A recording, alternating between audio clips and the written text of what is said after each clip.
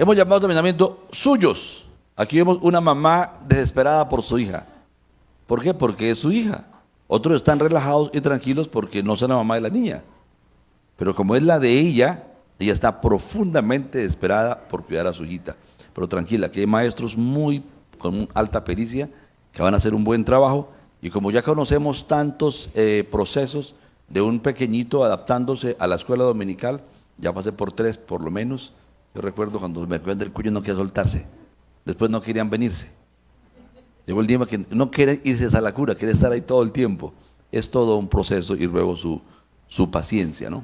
El darle más lugar a los profesores le va a permitir más rápido adaptación al jovencito. Bueno, suyos.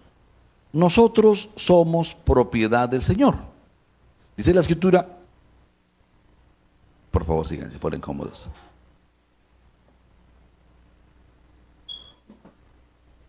De Jehová es el mundo y su plenitud, la tierra y todos los que en él habitan. Todos nosotros somos propiedad del Señor. Nos guste, lo sepamos o no, somos su propiedad. ¿Sigue? Anda, pasa. Tranquilito. Y le pertenecemos a Él por 2 razones básicas. Una, primeramente, porque Él nos dio vida. Él nos diseñó, nos configuró antes de la fundación del mundo. Y en segundo lugar, porque Él nos rescató cuando estábamos perdidos en el pecado. Basados en esto, quisiera meditar en esta porción de la Escritura en Lucas capítulo 24. Es muy importante entender que somos de Él. Hace años alguien le preguntó a otra persona, ¿cuánto crees que vale un caballo? Digo, pues hombre, el caballo depende. ¿El valor del caballo? Sí, el valor del caballo depende. ¿De qué depende? Depende de quién es el dueño. ¿Por qué? Porque si el caballo es del portero, tiene un valor. Pero si es del dueño de la hacienda, que es el señor Ochoa, pues tiene otro valor. Todo depende del propietario, depende de quién sea el dueño, es el valor del caballo. ¿Quién lo va a cuidar? Depende de quién sea el dueño. Si el caballo le pertenece de pronto al señor de la carretilla, que lo usa para trabajar, sacando escombros, posiblemente lo maltrate. Pero si el caballo es del mismo señor que mencioné ahorita, seguramente lo va a mantener peinado, debidamente arreglado, de una caballeriza de lujo, casi que perfumado todo el tiempo, ¿verdad? Porque dependiendo mucho del dueño es el cuidado y el valor de ese animalito. Igual ocurre con nosotros, dependiendo de quién somos y de qué somos. Muy bien. Lucas capítulo 24, versículo 24 en adelante, vamos a hablar acerca de la resurrección de Jesús. En el primer día de la semana, muy de mañana, vinieron al sepulcro trayendo las especies aromáticas que habían preparado y algunas otras mujeres con ellas. Y hallaron removida la piedra del sepulcro y entrando no hallaron el cuerpo del Señor Jesús. Aconteció que estando ellas perplejas por esto, he aquí separaron junto a ellas 2 varones con vestiduras resplandecientes. Y como tuvieron temor y bajaron el rostro a tierra, les dijeron, ¿por qué buscáis entre los muertos al que vive? No está aquí, sino que ha resucitado. Acordaos de lo que os habló cuando aún estaba en Galilea, diciendo, es necesario que el Hijo del Hombre sea entregado en manos de hombres pecadores y que sea crucificado y resucite al tercer día. Entonces ellas se acordaron de sus palabras y volviendo del sepulcro dieron nuevas de todas estas cosas a los 11 y a todos los demás. Eran María Magdalena y Juana, y María, madre de Jacobo, y las demás con ellas, quien dijeron estas cosas a los apóstoles. Mas a ellos les parecía locura las palabras de ellas, y no las creían. Amén. Este pasaje nos habla de un día domingo, porque el primer día de la semana en el calendario hebreo es domingo. El domingo, este es el primer día de la semana, por eso me gusta cuando la gente comienza la semana congregándose, buscando una palabra, proyectándose cómo voy a vivir, cómo voy a pasar, cómo voy a tratar, cómo voy a conducir. El primer día no es el lunes, el primer día de la semana es el domingo. Y el domingo vinieron unas mujeres, es lo primero que uno encuentra al leer este pasaje, ¿no? Una ofrenda que ellos prepararon, pero que no la pudieron entregar el día viernes. Jesús murió un día viernes, el día de reposo comenzaba a las 6 de la tarde y por no alcanzar a aplicar las especies a Jesús antes de las 6 de la tarde, tuvieron que guardarlas para colocarlas después del día de reposo. Y el día de reposo terminaría entonces a las 7 de la noche del día sábado, pero tampoco les era permitido hacer ninguna actividad hasta el domingo. Así que van con la ofrenda y encuentran que aquel destinatario ya resucitó. Se quedaron con los crespos hechos. La primera lección es, por favor, haz lo que hay de hacer a tiempo. Estas mujeres no lo pudieron hacer a tiempo. Se quedaron con la ofrenda sin poderla entregar. Algunos sueñan con regalarle algo a alguien y ese alguien muere antes de que reciba la ofrenda. Si usted sueña con hacer algo para Cristo, hágalo hoy. Hágalo hoy. Hágalo hoy. ¿Quiere comprometerse con Dios? Comprométase hoy. ¿Quiere convertirse en un hombre o una mujer de oración? Hágalo hoy. ¿Quiere convertirse en alguien de la palabra? Hágalo hoy. Hoy comience a convertirse en esa persona que debe ser. Estas chicas tuvieron esa experiencia. Y vinieron al sepulcro el día miércoles, el día domingo, totalmente seguras que su maestro, su redentor, estaba muerto y continuaba muerto. Su expectativa era encontrar un cadáver para embalsamar y ponerlo bonito. Y entonces aparecieron dos ángeles y se ganaron un regaño muy amoroso, muy delicado, pero un regaño. ¿Por qué buscáis entre los muertos al que vive? ¿Acaso se les olvidó lo que él dijo? ¿Que era necesario que el Mesías fuera maltratado y resucitara? La incredulidad ha sido parte del ser humano desde los días de la misma gente que anduvo con Jesús, que sabían que él iba a resucitar al tercer día, estaban hasta el tuétano convencidos que él estaba muerto. Y entonces los ángeles le regañan, dicen, ¿por qué no has dado crédito a la palabra que él predicó? Y el regaño sigue siendo hasta el día de hoy el mismo. ¿Por qué miramos a las circunstancias? Convertimos la realidad de nuestras circunstancias en verdad y no miramos a Jesús para convertir sus palabras en la verdad que transforma las circunstancias. Hasta aquí es un desarrollo muy sencillo. Pero ¿por qué digo que suyos? ¿Por qué uso la palabra suyos? Yo he leído este pasaje no sé cuántas veces. Tal vez 200 veces, 300 veces, no sé, N veces, muchísimas veces lo he leído. Para venir a predicar nuevamente lo leí siquiera unas 5 o 6 veces esta semana.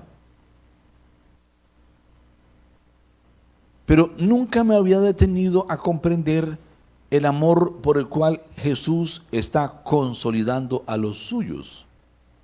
Estos que fueron sus discípulos durante 3 años y medio, estaban viviendo una crisis terrible.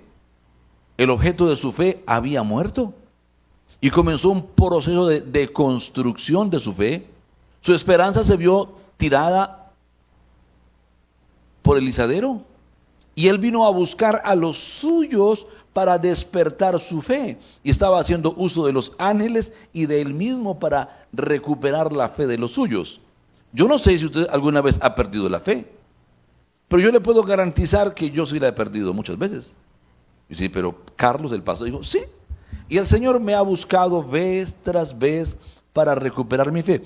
Y no hablo de mi fe de dudar que Jesucristo sea Dios. Hablo de la fe que me lleva a conducirme de cierta forma. Yo siempre he creído en Jesús, pero no siempre tenemos la fe para conducirnos de la manera correcta. ¿Sí me hago entender? No siempre tenemos la fe para hacer aquellas obras que nos pidieron hacer por fe, por obediencia. Entonces, es fácil pedir la fe y Jesús está buscando a estas mujeres. Las mujeres van y llevan el testimonio a los discípulos. ¿Y qué terminan diciendo? Y dice algo que es muy triste, ¿no? Entonces ellas se acordaron de sus palabras. Gloria a Dios, porque habían oído que era necesario que Jesús muriera y que resucitara. Y volviendo al sepulcro dieron nuevas de todas esas cosas a los 11 y a todos los demás. Eran María Magdalena y Juana y María, madre de Jacobo, y las demás con ellas quienes dijeron esas cosas a los apóstoles. Mas a ellos les parecía locura las palabras de ellas. Ellos tampoco creían. Estaban hasta el tuétano convencidas de las noticias que publicó la prensa ese domingo. ¿Sí? Hoy es el tercer día de haber muerto el Mesías, o Jesús de Nazaret, el maestro de Galilea, no sé qué, cómo le pondrían. Pero no estaba publicada la resurrección. Ellos estaban convencidos de eso. Entonces Pedro, levantándose, corrió al sepulcro y cuando miró dentro, vio los lienzos solos y se fue a casa maravillándose de lo que había sucedido. Pedro fue y lo corroboró y regresó. Ahora vamos a continuar viendo a Jesús, cómo él continúa buscando a los suyos. ¿Por qué? Porque son suyos. Me pareció muy linda la ilustración de la hermana corriendo a darle un abrazo a su hija y a detenerle el llanto. ¿Por qué? Porque es suya. Porque es su hija. Ninguno de los demás estaba corriendo. El papá estaba que no sabía qué hacer, si irse él o esperar que tú fueras. ¿Por qué? Porque es de ellos la niña. Los demás estaban tranquilos. ¿Por qué? Porque no era suya. Es muy importante entenderlo. Y aquí, verso 13, Lucas 24, verso 13. Dos de ellos, ¿de quiénes?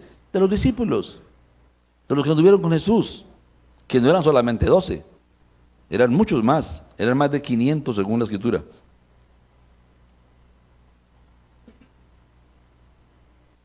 Iban el mismo día a una aldea llamada Emaús, que estaba a 60 estadios de Jerusalén.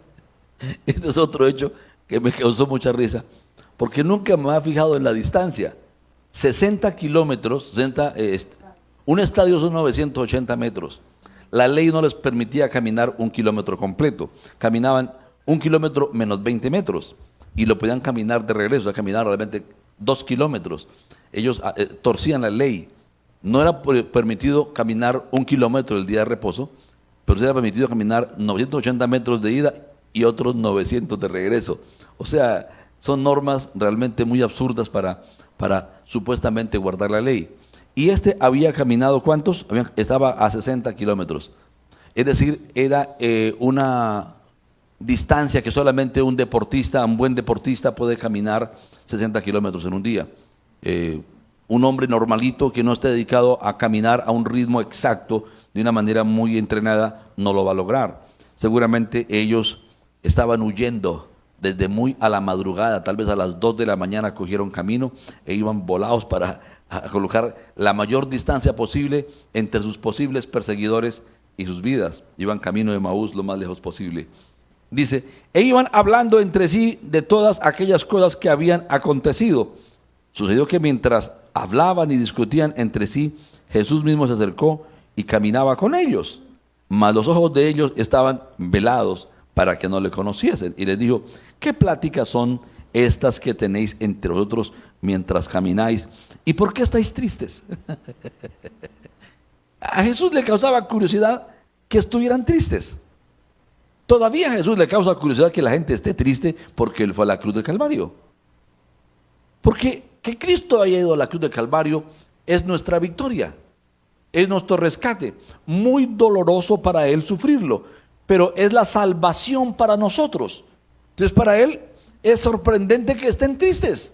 Él quería que estuviéramos contentos porque Él ya murió y ya resucitó, ya fue pagada la deuda. Ahora hay esperanza para nosotros.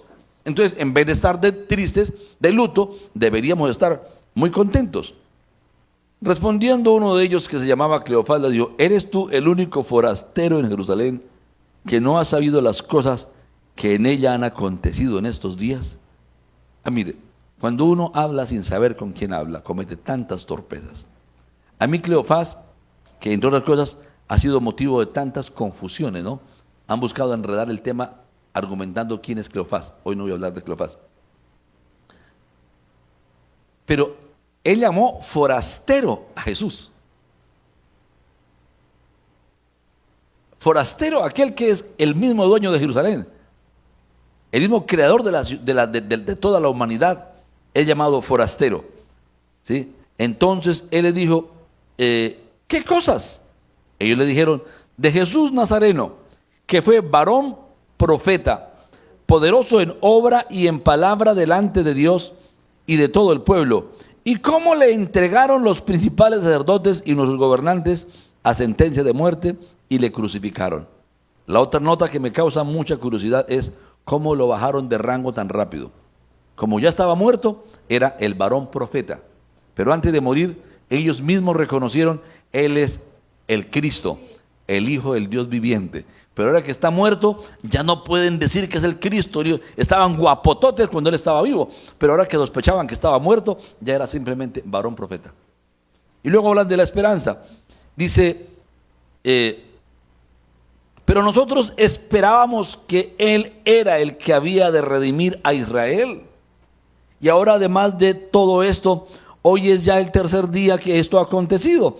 Aunque también nos han asombrado unas mujeres de entre nosotros, las que antes del día fueron al sepulcro, y como no hallaron su cuerpo, vinieron diciendo que también habían visto visión de ángeles, quienes dijeron que Él vive.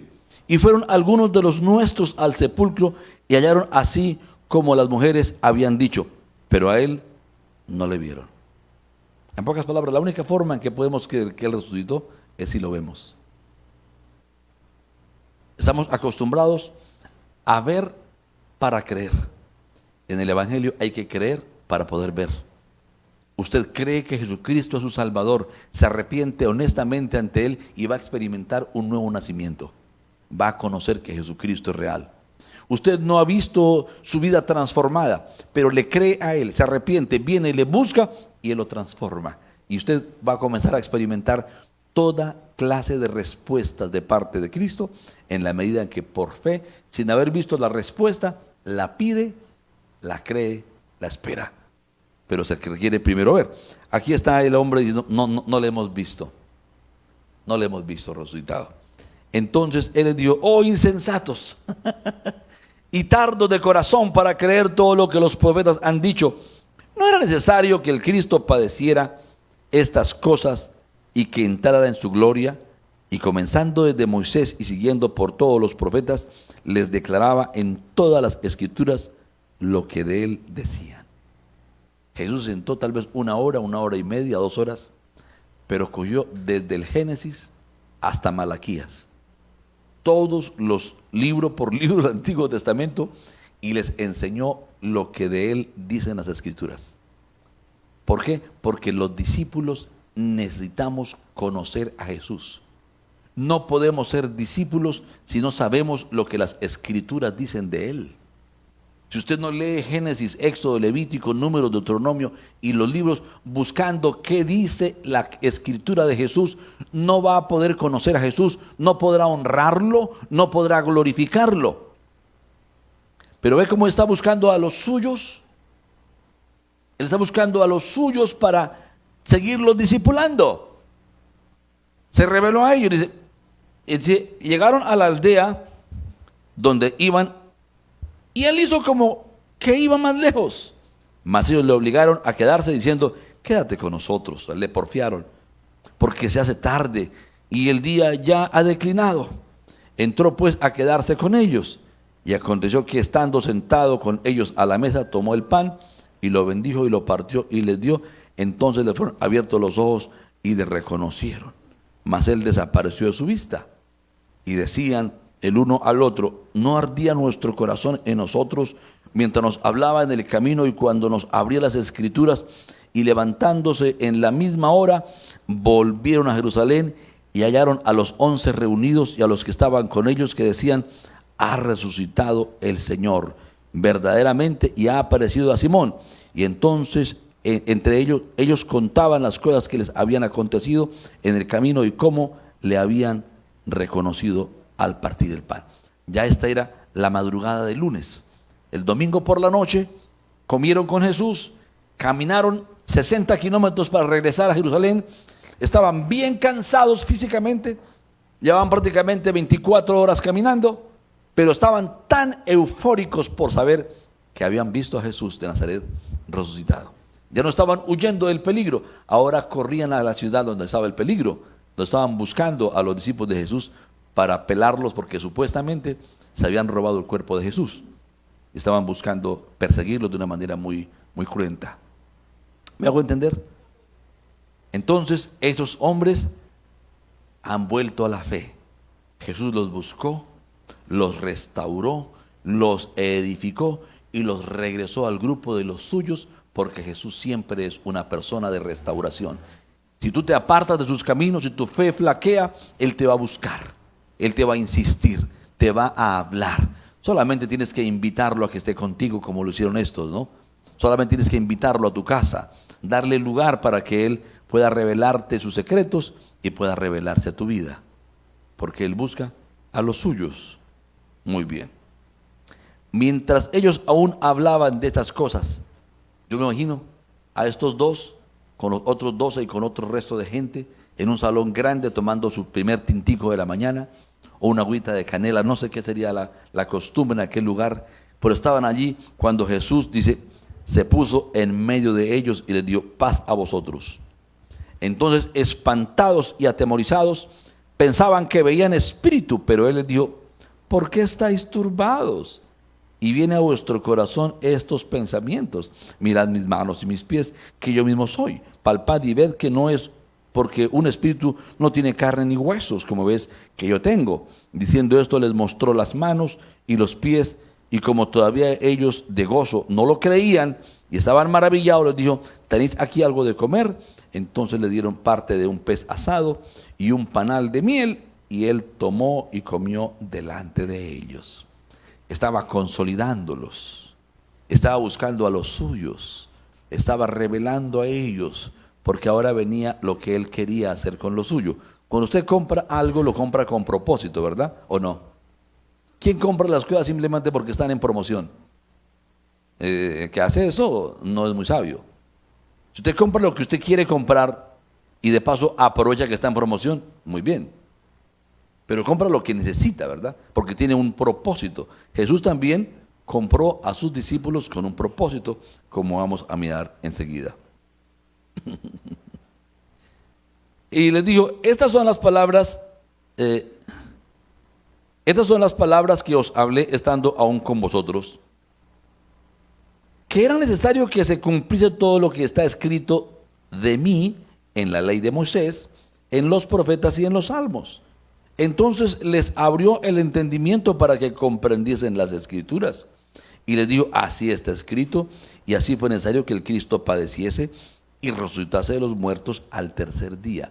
Volvió a hacer una síntesis doctrinal de lo que la Biblia decía de Él, que Él debía morir y que Él iba a resucitar. Y Él les mostró ampliamente la palabra. Dice luego, y que se predicase en su nombre el arrepentimiento y el perdón de pecados en todas las naciones, comenzando desde Jerusalén. Y vosotros sois testigos de esas cosas. He aquí yo enviaré la promesa de mi Padre sobre vosotros, pero quedaos sobre vosotros en la ciudad de Jerusalén, hasta que seáis investidos de poder desde lo alto. Amén. Quiero hacer hincapié en unas 4 asunticos, detallitos muy especiales. Primero, la obra de Jesús de poco o de nada hubiera servido si se llega a ignorar su resurrección. Escúcheme por favor. La obra de Jesús de poco o de nada serviría si no habláramos de su resurrección. Cleofás dijo ampliamente, no lo hemos visto. Han hablado de la resurrección, pero no nos consta. Así que ellos no reconocían haber sido redimidos. Cuando supieron que Jesús había resucitado, sabían que había sido redimidos. ¿Por qué? Porque la resurrección es la demostración que Jesucristo es santo. La Biblia enseña que el pecado introdujo la muerte en la tierra. No había muerte mientras no hubo pecado. Pero por causa del pecado vino la muerte sobre el ser humano. Y la muerte no se pudo enseñorear de Jesús porque Él es santo y nunca pecó. Así que Satanás se equivocó terriblemente cuando mató a uno que es santo y perfecto, y este pudo morir en representación de todos nosotros y resucitar por nosotros. La obra queda completa cuando Él resucita. Ahora sabemos que nuestro pecado fue cubierto por el Santo Israel. Ahora es un hecho. Dice la palabra en Corintios que si Cristo no hubiese resucitado, seríamos los más dignos de lástima. ¿Por qué? Porque continuaríamos en pecado. Porque Jesús no era el santo que dijo ser. Pero cuando Él resucita, Él demuestra que Él tenía poder para colocar la vida y poder para colocarla. Que Él es Dios. Jesucristo no es simplemente el carpintero de Galilea. Jesucristo es el creador de los cielos y la tierra. Él es el alfa y la omega, el principio y el fin de todas las cosas. Es el mismo Jehová del Antiguo Testamento. Es el mismo Dios todopoderoso que ha muerto y se ha hecho hombre por nosotros y ha ido a la cruz cruenta a pagar nuestros pecados. Pero al resucitar demuestra que Él triunfó, Él no pecó. Así que tenemos toda la certeza de ser salvos. Es lo primero que teníamos que entender. En segundo lugar, quisiera mostrar la necesidad que el Cristo padeciera y entrar en su gloria. Dice en el verso 25. Entonces les dijo: oh insensatos, tardos de corazón para creer todo lo que los profetas han dicho. Él hace un hincapié en la palabra escrita, la importancia de leer, creer y fiarnos conforme a lo que la palabra dice. ¿No era necesario que el Cristo padeciera estas cosas y que entrara en su pleroma, en su gloria, en su plenitud, que recuperara su lugar de gloria? En Juan capítulo 17, en el verso 5 dice: ahora pues, Padre, glorifícame tú al lado tuyo con aquella gloria que tuve contigo antes que el mundo fuese. Jesús existía antes de la luna, la tierra, las estrellas, antes de la Virgen María. Y vino y tomó forma humana. Y vino y murió y ahora regresó a su gloria. Era necesario. Ahora su gloria es más completa. ¿Por qué? Porque ahora Él es el Cordero de Dios que ha quitado el pecado del mundo. Él resucitó, cantábamos ahora. La muerte venció. En Filipenses capítulo 2, en el versículo 11, dice: para que toda rodilla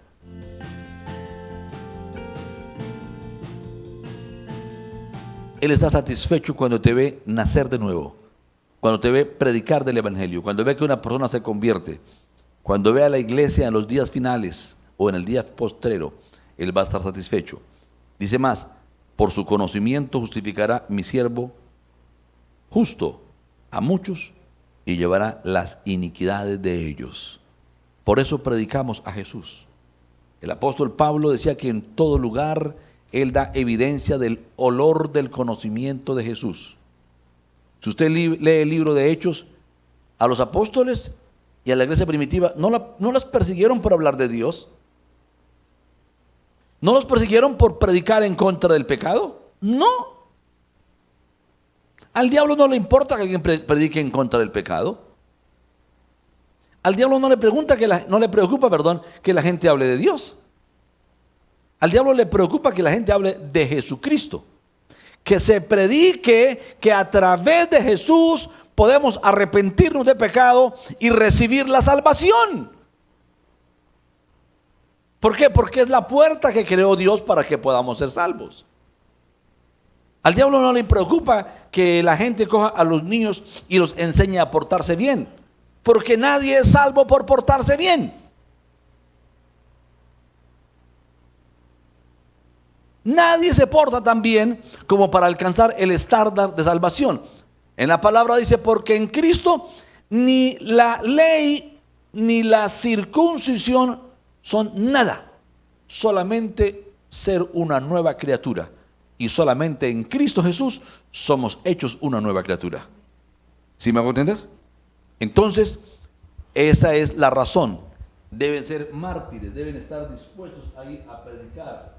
Ahí lo leímos en el texto anterior, ¿no? Vuelvo y lo leo para los que no de pronto no lo recuerdan. Dice así: y que se predicase en su nombre el arrepentimiento y el perdón de pecados en todas las naciones, comenzando desde Jerusalén. Arrepentimiento y perdón de pecados. Pues predicar arrepentimiento es fácil, pero predicar perdón de pecados, solamente Cristo puede perdonar y solamente Él puede transformar. Solamente Él.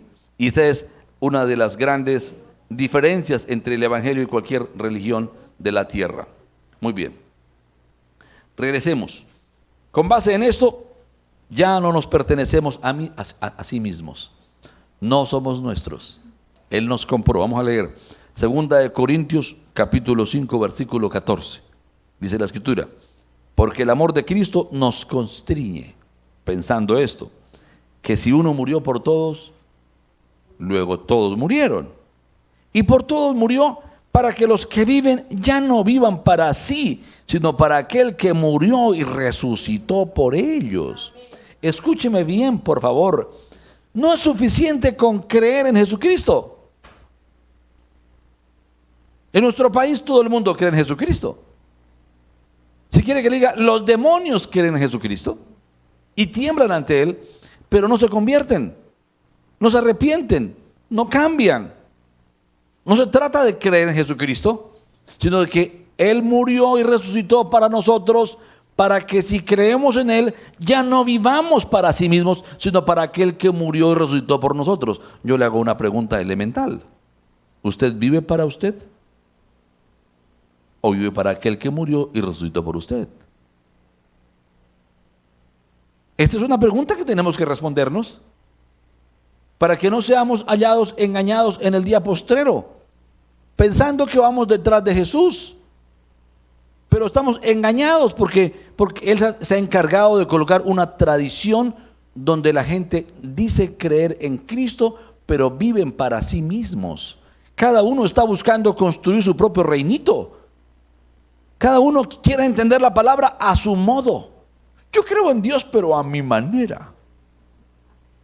Entonces no crees en Dios.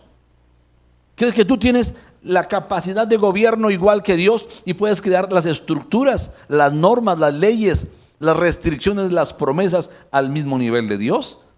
Si Él es Dios, nosotros estamos subordinados a su palabra y no andamos discutiendo su palabra. Buscamos creerla para entenderla y vivirla. Amén. Muy bien, en Filipenses capítulo 2, en el versículo 19, el apóstol Pablo da una declaración que realmente a mí me golpea muy duro esta declaración. Que la dijera el apóstol Pedro era diferente. Pero el apóstol Pablo es un hombre que ha ganado a multitudes y multitudes y multitudes de personas. Él es responsable, a mi opinión, de escribir 14 cartas del Nuevo Testamento. Otros creen que 13, pero para mí hebreo lo escribió él. No lo puedo demostrar, pero tampoco me pueden demostrar que no.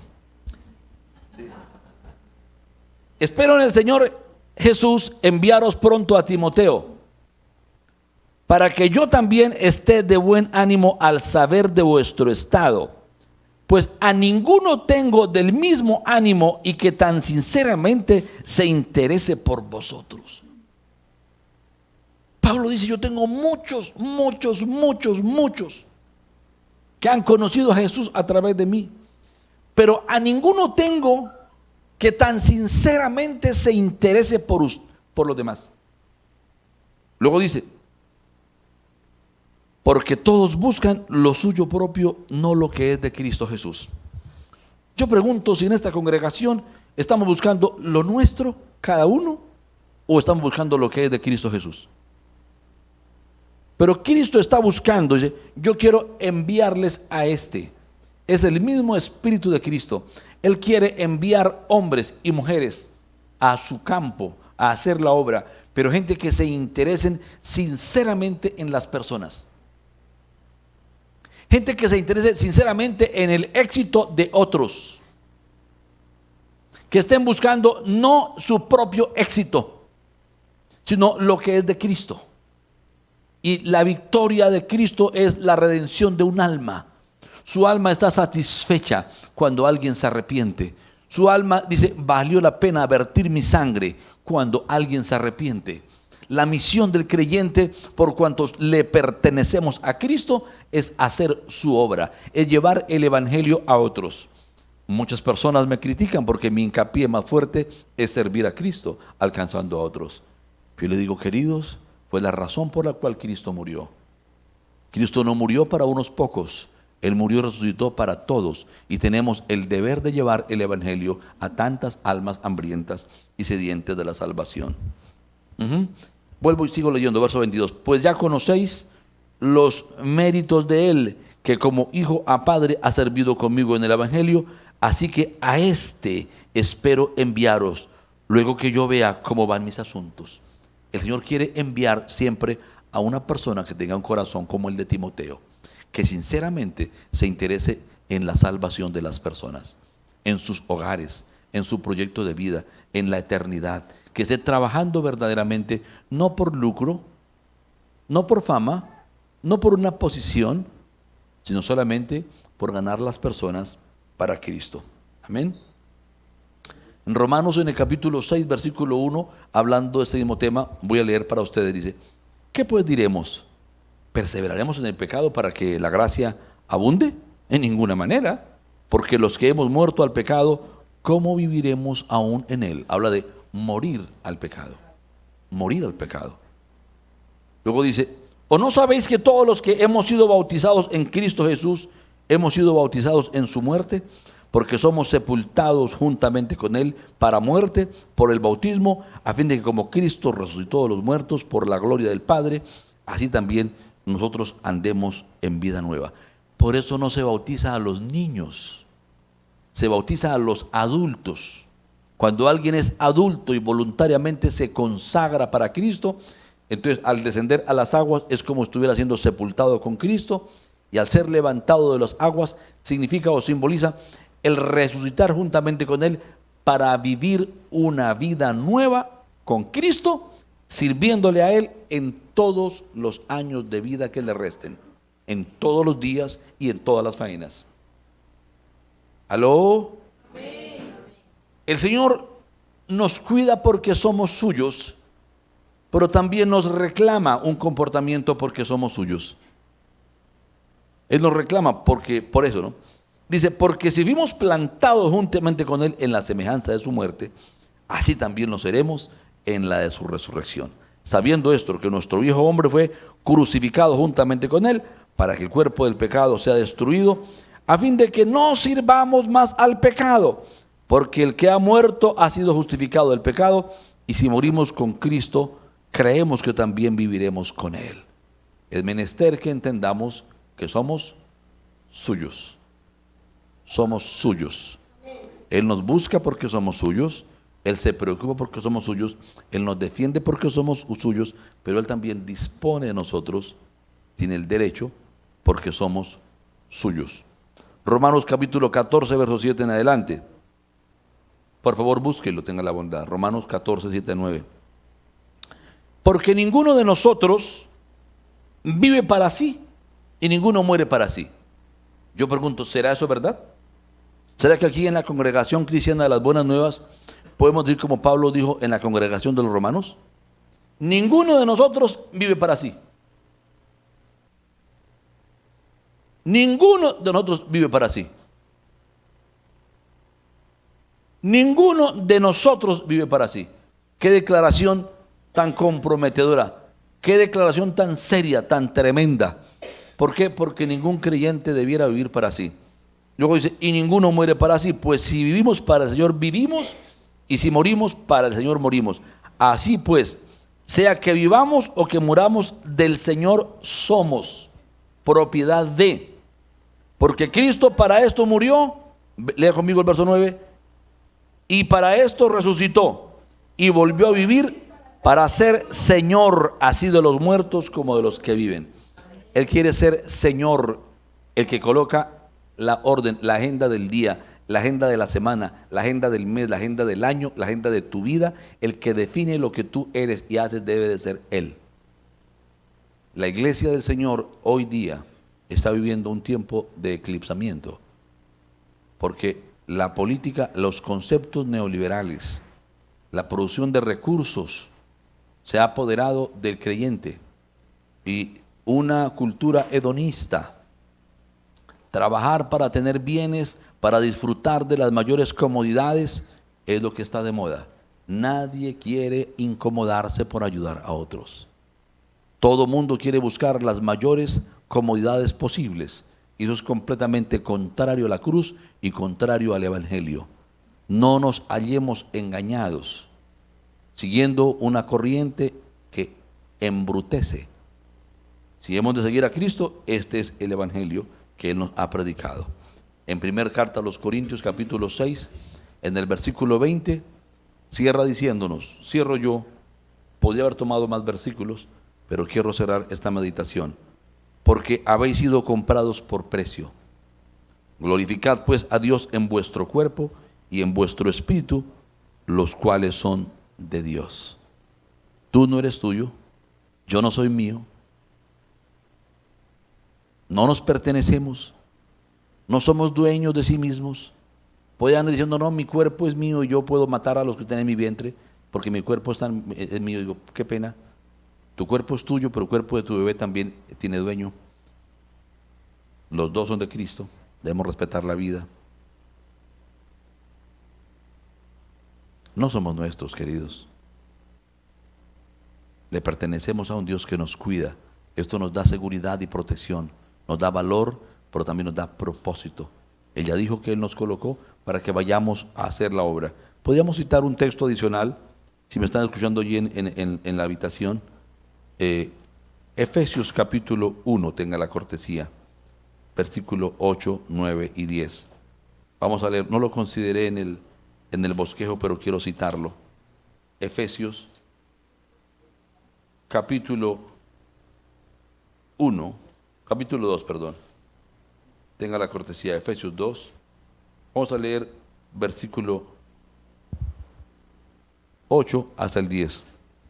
Porque por gracia sois salvos por medio de la fe.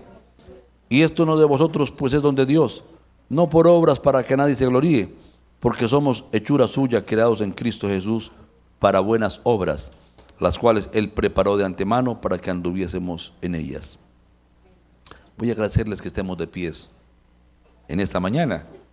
Si alguno no ha entregado su vida a Jesús, yo lo invito para que no se pierda esta oportunidad tan linda. Entréguele su vida a Jesús, experimente a Cristo. La sangre que Él vertió sigue dando vida. La sangre que Él derramó sigue vigente. Hoy es tu día para ser salvo. Hoy es tu día para ser rescatado. Allí en casa, cualquiera que esté viendo este video, simplemente donde estás, acércate a aquel Cristo que murió y resucitó por ti, a esa fuente viva y verdadera de vida eterna. Y dile, Señor Jesús, hoy te rindo mi vida. Hoy te pido perdón por todos mis pecados. Hoy te entrego mi ser. Haz de mí la persona que tú quieres que yo sea. Y concédeme vivir para ti el resto de mis días. Los días que tú me des. Quiero vivirlos para ti. Porque yo sé que tú eres mi Rey y mi Señor. Porque yo sé que tú eres Dios. Desde siempre y hasta siempre, tú eres Dios.